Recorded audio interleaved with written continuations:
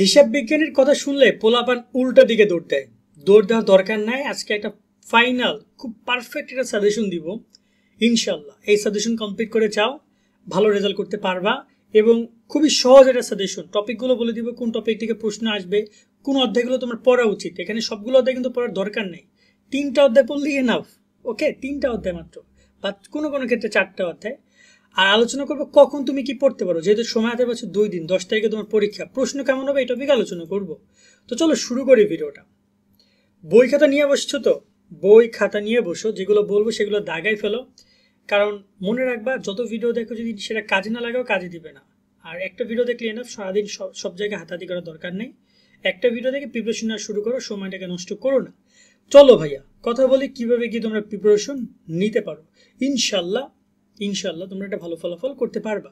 তো আমরা যদি প্রথমত তোমাদের মানদণ্ড সম্পর্কে জানাই, একটু তেরা মানদণ্ড তো জানো যে আর্থিক অবস্থা বিবরণীর কারণে তোমাকে কিন্তু প্রশ্ন আনসার দিতে হবে মাত্র 5টা। আর্থিক বিবরণী থেকে 2টা বাধ্যতামূলক দিতে হবে, টোটাল 7টা প্রশ্ন আনসার দিতে হবে। আর বহু নির্বাচনী 30টা 70 আর 30 পরীক্ষা হচ্ছে তোমাদের। ওকে, এখন এখানে যদি কথা বলি কোন কোন অধ্যায়গুলো রয়েছে সেগুলো সম্পর্কে যদি পরিচয় করিয়ে দিই তোমাদের সাথে ওদের, তোমরা কি চিনো ওদেরকে? হিসাব বিজ্ঞান পরিচিতি, হিসাবের বইসমূহ, ব্যাংক সমন্বয় বিবরণী, রেওয়া মিল কার্যপত্র, সাদৃশ্য সম্পদের, দৃশ্যমান সম্পদের হিসাব রক্ষণ এবং আর্থিক বিবরণী। এখন এখানে আগে ক্লিয়ার করি, এই আর্থিক বিবরণী থেকে তোমাকে 2টা অ্যান্সার করতে হবে। আমি ওরা আগে এক পাশ করে রাখলাম। বাকি যে অধ্যায়গুলো রয়েছে, বাকি কটা অধ্যায় রয়েছে? 5টা। সেই 5টা অধ্যায় নিয়ে বাকি মনে রয়েছে মানে 6টা অধ্যায়। এই 6টা অধ্যায় থেকে প্রশ্ন আসবে কয়টা? 9টা। এইচএসসি এবং অ্যাডমিশন পরীক্ষার্থীরা তোমরা জানো, এমসিকিউ বা সিকিউ পরীক্ষায় ভালো করতে হলে প্র্যাকটিসের বিকল্প নেই। আর প্র্যাকটিসের জন্য আমার দেখা সেরা প্ল্যাটফর্ম হচ্ছে চর্চা অ্যাপ। চর্চা যতবার খুশি ততবার যে কোনো সাবজেক্টে যে কোনো অধ্যায় বা টপিক ভিত্তিক পরীক্ষা দিয়ে ইচ্ছা মতো প্র্যাকটিস করতে পারবে। তোমরা অনেকে প্র্যাকটিসের অভাবে পরীক্ষা ভালো করতে পারো না, তাদের জন্য বেস্ট সলিউশন হবে চর্চা অ্যাপ। চর্চা অ্যাপে ডিজিটাল টেস্ট পেপার, ভার্সিটির প্রশ্ন ব্যাংক থেকে সাল অনুযায়ী ধরে ধরে প্র্যাকটিস করা যায়। এছাড়া সারা দেশে লিডার বোর্ডে নিজের পজিশন দেখা যায়। যারা এইচএসসি ও অ্যাডমিশন পরীক্ষায় ভালো রেজাল্ট করতে চাও তাদের হাইলি রিকমেন্ড করব চর্চা অ্যাপ প্র্যাকটিস করে দেখো, খুব কাজে দিবে। অ্যাপস ডাউনলোড করতে গুগল প্লে স্টোরে যাও অথবা ডিসক্রিপশনে থাকা লিঙ্কে ক্লিক করো। 6টা থেকে কয়টা আসবে? 9টা। আর তোমাকে অ্যান্সার করতে হবে কয়টা? মাত্র 5টা। ওকে, কারণ আর্থিক বিবরণী থেকে তো 2টা অ্যান্সার করতেই হবে। আর ওগুলো বাদ দিলাম, আর্থিক বিবরণী বাদ দিই। আমরা এবার কথা বলি আর্থিক বিবরণী কি পড়বা আমি একদম তোমাদেরকে বলে দিচ্ছি। চলো আমরা শুরু করি। প্রথমে হচ্ছে হিসেব বিজ্ঞানের পরিচিতি। তোমাদের শর্ট সিলেবাসে যাই, এই শর্ট সিলেবাসটা সবাই জানো। হিসেব বিজ্ঞানের পরিচিতি থেকে কিন্তু কোশ্চেন ম্যাক্সিমাম টাইমে আসবেই না।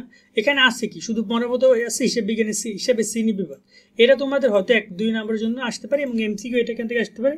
ম্যাক্সিমাম এখান থেকে কোনো সিকিউ দিবে না, এটা নীল থাকবে। হিসেবের বইসমূহ, এইটা একটা দারুণ অধ্যায়। এই অধ্যায়টা একদম পুরো ঝাঁঝালো একটা অধ্যায় এবং এখানে তোমরা দেখতে পাচ্ছ টোটাল 3টা টপিক, 4টা টপিক খুবই গুরুত্বপূর্ণ। যেমন বাট্টাটা ভালো করে তোমরা দেখে যাবে, হিসেবে প্রাথমিক বই এগুলো তোমরা ভালো করে দেখে যাবা। জাবেদা দেখে যাবা, 3 ঘরা তোমার নগদান বই রয়েছে এবং এখানে তোমার রয়েছে নগদ প্রাপ্তি, নগদ প্রদানের জাবেদা, খতিয়ান ভুক্তকরণ। মূলত দেখো এটা ফরম্যাটটা খেয়াল করবা যে একটা যখন তুমি একটা এন্ট্রি পাচ্ছ বা একটা টপিক পাচ্ছ সেটা হবে লেনদেন থেকে আসবে দ্রুতফা দাখিলের পদ্ধতিতে, যেখানে ডেবিট ক্রেডিট নির্ণয় আসবে। তোমাকে ডেবিট ক্রেডিট নির্ণয় শিখতে হবে। হিসাব চক্রটা দেখে যাবে, এটা এমসিকিউ পারপাসে তুমি পাবা। তারপরে আসবে বাট্টা বা নগদ, এরপর আসবে সেটাকে তুমি জাবেদা করবা, প্রকৃত জাবেদা, নগদ এবং প্রকৃত জাবেদা করবা এবং সেটাকে 3 ঘরা খতিয়ান, এগুলো তুমি করতে পারো। এখন এখানে একটা পয়েন্ট ক্লিয়ার করি যে খতিয়ান অনেকেই পুরোপুরি লিখতে পারবে না, চাইলে তুমি খতিয়ান স্কিপ করতে পারো। সেখানে তুমি চেষ্টা করো ডেবিট ক্রেডিট নির্ণয়, এইখান থেকে তুমি একটা কোশ্চেন ইনশাল্লাহ পাবা দ্রুতফা দাখিল এবং ডেবিট ক্রেডিট নির্ণয় নিয়ে। এরপরে তোমাকে এখানে প্রকৃত জাবেদা এবং 3 ঘরা নগদান বই, এইটা নিয়ে তোমাকে একটা মিক্সড কোশ্চেন করতে পারে অথবা নগদ প্রাপ্তি নিয়ে একটা মিক্সড কোশ্চেন করতে পারে। এখান থেকে তুমি 2টা কোশ্চেন কনফার্ম পাবে, এটা তুমি শিওর থাকি অধ্যায় থেকে। আর কোনো এখানে কোনো মানে কথাও হবে না, এখান থেকে তুমি এই অধ্যায় থেকে তুমি 2টা কোশ্চেন 20 মার্ক পাবা তুমি। এরপর হচ্ছে তৃতীয় অধ্যায় যেটা রয়েছে ব্যাংক সমন্বয় বিবরণী, যেখানে নগদান বই, ব্যাংক সমন্বয়, উদ্বৃত্ত, গড়মিল, সংশোধন পদ্ধতিতে ব্যাংক প্রস্তুতকরণ, সংশোধন পদ্ধতিতে ব্যাংক সমন্বয় বিবরণী প্রস্তুতকরণ, এইটা আসবে শিওর থাকো। আর প্রচলিত পদ্ধতিতে ব্যাংক সমন্বয় বিবরণী খুবই কম আসে, বাট সংশোধিত পদ্ধতিতে বেশি আসে। যাই হোক না কেন তোমাদের 2টা দেখে যাওয়া উচিত এবং এখান থেকে তোমরা একটা কোশ্চেন কনফার্ম কমন পাচ্ছ। ওকে, এরপর হলো তোমার রেওয়া মিল। দেখো রেওয়া মিল থেকে খুব মানে তোমরা যদি বলো যে রেওয়া মিলটা অনেক বড় কিছু, অথবা এখানে কিন্তু তা না। এখানে রেওয়া মিল জাস্ট প্রস্তুতকরণ বলছে, শুদ্ধ আর অনিশ্চিত হিসাব, মানে অশুদ্ধি সংশোধন দাখিল, এগুলো 3-4 টপিক রেখেছে তারা। তো এখানে এই পয়েন্ট আমি তোমাদেরকে ক্লিয়ার করি, শুনো। রেওয়া মিলটা কখনোই একভাবে আসবে না, রেওয়া মিলের সাথে আরো 2-3টা বিষয় কানেক্টেড হবে। যেমন রেওয়া মিলের পরে আছে তোমার কার্যপত্র, অথবা রেওয়া মিলের আগে আছে খতিয়ান, এই মিক্স করে কোশ্চেন আসবে। সো ওভারঅল তুমি টোটাল রেওয়া মিল নিয়ে 2টা কোশ্চেন রাখো, এটা তুমি শিওর থাকো 2টা কোশ্চেন এখান থেকে তুমি পাবা। টোটাল কয়টা কোশ্চেন গেল? 5টা। তোমাদেরকে টোটাল এখন আরো কিন্তু প্রায় কোশ্চেন করতে হবে, টোটাল আরো 4টা কোশ্চেন করতে হবে। সো সেই জায়গায় তোমার কোশ্চেন আসতে পারে কার্যপত্র থেকে। কার্যপত্র তুমি জানো কার্যপত্র কতটা ইজি, কার্যপত্রটা ভালো করে তোমরা দেখে যাবা, সেক্ষেত্রে সমন্বয় দেখিলা, সমাপনী দেখিলা, এগুলো দেখে যাবা, বিপরীত দেখলে দেখে যাবা। এই কার্যপত্র থেকেই তুমি 2টা কার্যপত্র পাবা। এবং এখানে একটা কথা বলতে চাই যে রেওয়া মিল এবং কার্যপত্রের সাথে মিলিত করেও তারা কোশ্চেন করবে, মিলিত করেও তারা কোশ্চেন করবে, এবং কার্যপত্র থেকে তুমি 2টা কোশ্চেন পাবা। ওকে, টোটাল কয়টা গেল? 5টা 7টা কোশ্চেন গেল, এবং বাকি থেকে 2টা কোশ্চেন। এই 2টা কোশ্চেন তোমার আসতে পারে সাদৃশ্য জায়গা, দৃশ্যমান সম্পদ হিসাবরক্ষণ থেকে, যেখানে স্থায়ী সম্পদের মূল্যায়ন, অবচয়, স্থায়ী সম্পদ ক্রয় বিক্রয়, অদৃশ্য সম্পত্তি, এই বিষয়গুলো তোমরা দেখে যেতে পারো। এখান থেকে তোমাদেরকে কোশ্চেন 2টা করতে পারে। বাট 2টা করার ক্ষেত্রে কি আমি তোমাদেরকে একটু বলতে চাই, 2টা কোন সময় করতে পারে বা নাও করতে পারে। যদি এখান থেকে তারা একটা কোশ্চেন করে, তাহলে আরেকটা কোশ্চেন কই থেকে করবে জানো? বলো তো। সেটা হচ্ছে হিসেবের বৈষম্য থেকে। এখান থেকে তুমি 3টা কোশ্চেনও পেতে পারো। ওকে, 3টা কোশ্চেন পেতে পারো যদি তারা দৃশ্যমান সম্পদের হিসাবরক্ষণ থেকে একটা করে। আর্থিক বিবরণী কি পড়বা? আর্থিক বিবরণীর ক্ষেত্রে দেখো একটা সিম্পল ব্যাপার, এখানে খুব বড় আর্থিক বিবরণী করেনি। আর্থিক বিবরণী হবে সেকেন্ড পেপারে, খেলাটা হবে সেকেন্ড পেপারে। এখানে খুব ইজি আর্থিক বিবরণী। তুমি এখানে বিশদ আয় বিবরণী দেখে যাবা, এটা সেবাদানকারী প্রতিষ্ঠান এবং ক্রয় বিক্রয়কারী প্রতিষ্ঠান 2টা ক্ষেত্রে দেখে যাবে। এটা ক্ষয়ে পাবা, গয়ে পাবা, শিওর থাকো। একটা আর্থিক বিবরণী হবে যে তোমাকে বিশদ আয় বিবরণী নির্ণয় করতে বলবে, হয় সেবাদানকারী প্রতিষ্ঠান নিয়েই হবে।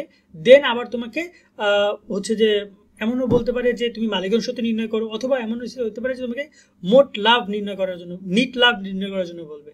আর পরবর্তী আর্থিক বিবরণী হবে নিট লাভ নির্ণয় করো, এবং তুমি উদ্ধৃতপত্র মানে আর্থিক অবস্থার বিবরণী প্রস্তুত করো।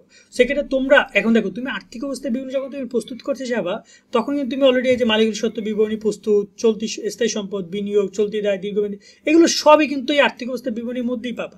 সেক্ষেত্রে তোমাকে আলাদা করে কোনো কিছু করার দরকার নেই। সো তুমি একদম ফরম্যাট সেই মোট লাভ থেকে মোট লাভ নির্ণয় করা, নিট লাভ নির্ণয় করা, আর্থিক অবস্থা বিবরণী প্রস্তুত করা, এই পয়েন্টগুলো শিখে যাবা। এর মধ্যে এগুলো সব শিখতে পারবে, প্র্যাকটিস করে যাও। এগুলো থেকে কোশ্চেন আসবে, 2টা কোশ্চেন আসবে। ক্লিয়ার? তো আশা করি তোমরা বুঝেছো। এখন আসি যে তোমরা কোন অধ্যায়গুলো পড়বা, সেটা যদি আমাকে জিজ্ঞেস করো, আমি তোমাদেরকে ফার্স্ট অফ অল অবশ্যই বলবো তুমি নবম অধ্যায়টা পড়বা, কারণ এটা তোমার তো দ্বিতীয় হবে আছে। ওকে, এরপর হইলো তোমার আর 3টা অধ্যায় কথা বলবো। সেটা হচ্ছে, এক হচ্ছে তোমার 2 নম্বর অধ্যায়, সেটা হচ্ছে 2 নম্বর অধ্যায় তোমার হিসেবের বৈষম্য। তারপরে তোমাকে আমি পড়তে বলবো রেওয়া মিল, রেওয়া মিল করতে বলবো। এই টোটাল হয়ে যাবে, দেখো এখান থেকে আসবে 2টা, এখান থেকে আসবে 2টা 4টা, এখান থেকে আসবে 2টা 6টা। আর একটা কোশ্চেনের জন্য তুমি যে কোনো একটা অধ্যায় পড়তে পারো, সেটা কার্যপত্র পড়তে পারো, বা সেটা তুমি ব্যাংক সমন্বয় বিবরণী পড়তে পারো। কার্যপত্র পড়লে তোমার জন্য ভালো হবে কি যে তুমি টোটাল 8টা প্রশ্ন কমন পাইতে পারো। কোনো কোনো ক্ষেত্রে এখান থেকে 9টা কোশ্চেন আসতে পারে। 9টা কোশ্চেন টপ লেভেলের 4টা অধ্যায়। কি কি, সরি এখানে 2 না, কার্যপত্রটা হচ্ছে মানে 7তম অধ্যায়। হ্যাঁ 7। তুমি 2, 4, 7, 9 এই 4টাতে কমপ্লিট করে যায়, তোমার জন্য ইনাফ সিকিউ এর ক্ষেত্রে। এমসিকিউ নিয়ে যদি কথা বলি, এমসিকিউ এর ক্ষেত্রে সবচেয়ে বেশি এমসিকিউ আসবে তোমাদের হিসাব সমূহের পরিচিত। এখান থেকে তোমরা 4টা এমসিকিউ পাবা। ব্যাংক সমন্বয় বিবরণী 6টা এমসিকিউ আমরা গত বছর দেখেছি, এখান থেকে তোমাদেরকে 5টা এমসিকিউ দেখেছি।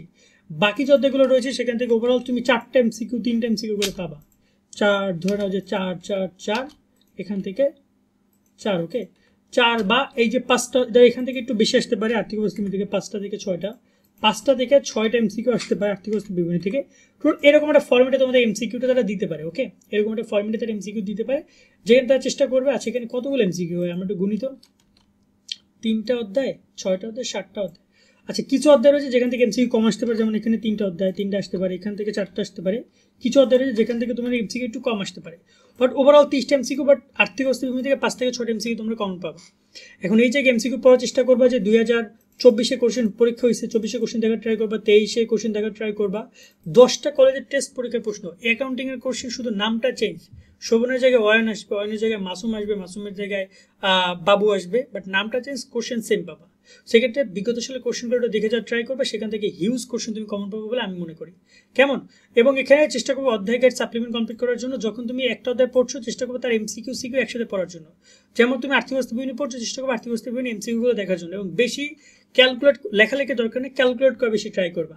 এবার আসি যে প্রশ্ন কেমন হবে। প্রশ্নটা অ্যান্সার ঠিক এই যে আর্থিক অবস্থা বিবরণী একটা প্রশ্ন টাফ হইতে পারে, হয় ফার্স্ট নয় সেকেন্ড, এখন কোনটা বলা যায় না, বাট ভালো করে প্রিপারেশন নিয়ে যাবে। ঠিক আছে? আর এখানে যদি বলি সকালবেলা চেষ্টা করো দুইটাতে কমপ্লিট করার জন্য, যেমন তোমার চেষ্টা করো তুমি এখানে প্রথম যাদের রয়েছে হিসেবে বৈষম্য এবং রেওয়া মিল, এই দুইটাতে কমপ্লিট করার চেষ্টা করো সকালবেলা। বিকেল বা সকাল বিকেল মিলে তুমি টোটাল 3টাতে কমপ্লিট করার চেষ্টা করো। আর রাত্রেবেলা তুমি আর্থিক অবস্থা বিবরণী ধরো। আর পরের দিন সকাল বিকাল তুমি, আমি যদি পরের দিন সকাল বিকাল তুমি এমসিকিউগুলো দেখে যাও, রাত্রেবেলা পুরো জিনিসটা আবার একবার রিভিশন দিয়ে যাও। দ্যাটস ইনাফ, আর কিছু লাগবে না। আবারও বলছি, সকাল বিকালে 3টা অধ্যায়, রাত্রেবেলা আর্থিক অবস্থার বিবরণী দেখো, টোটাল এই 4টা অধ্যায়, সিকিউ দেখে ফেলো। পরের দিন সকাল বিকাল এমসিকিউ পড়ো, রাত্রেবেলা আবার সিকিউ এমসিকিউ একবার দেখে যাও। কেমন? পুরোটা। আজকের মতো আমরা এখানে বিদায় নিচ্ছি এই ভিডিওর মাধ্যমে। সকলে অনেক অনেক ভালো থাকবা। আল্লাহ হাফেজ।